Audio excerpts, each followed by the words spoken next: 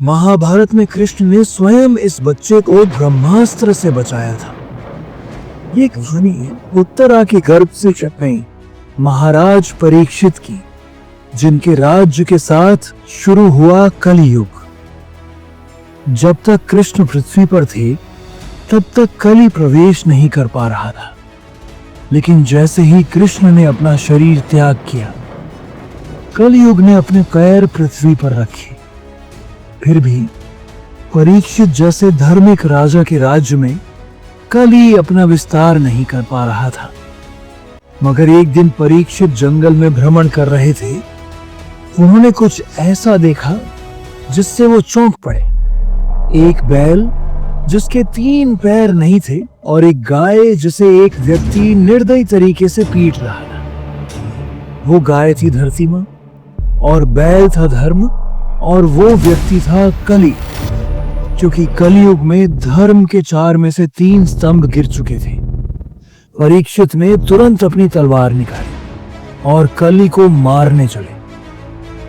पर तभी कली ने चली अपनी चाल, वो उनके चरणों में गिर पड़ा और शरण मांग ली। एक क्षत्रिय होने के नाते परीक्षित किसी भी शरण में आए हुए को मार नहीं सकते थे।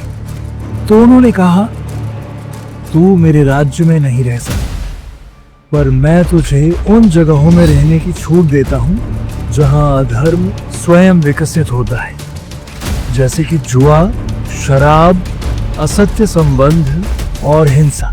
लेकिन कली एक युग था, उसका मन इतने में नहीं भगा। कली ने एक और जगह मांग लिया।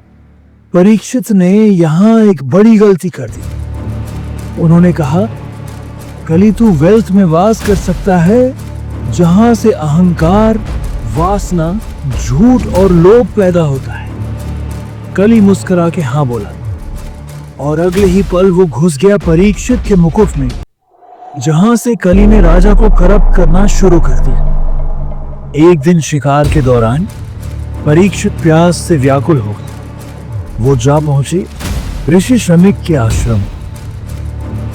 ऋषि मेडिटेशन में बैठे थे और राजा की कोई मदद नहीं की। राजा अपने अपमान के गुस्से और कली के प्रभाव में आकर ऋषि के गले में एक मरा हुआ सांप डाल दिया। यही अपराध आगे चलकर उनकी मृत्यु का कारण बना। ऐसी और कहानियों के लिए हमें फॉलो करें।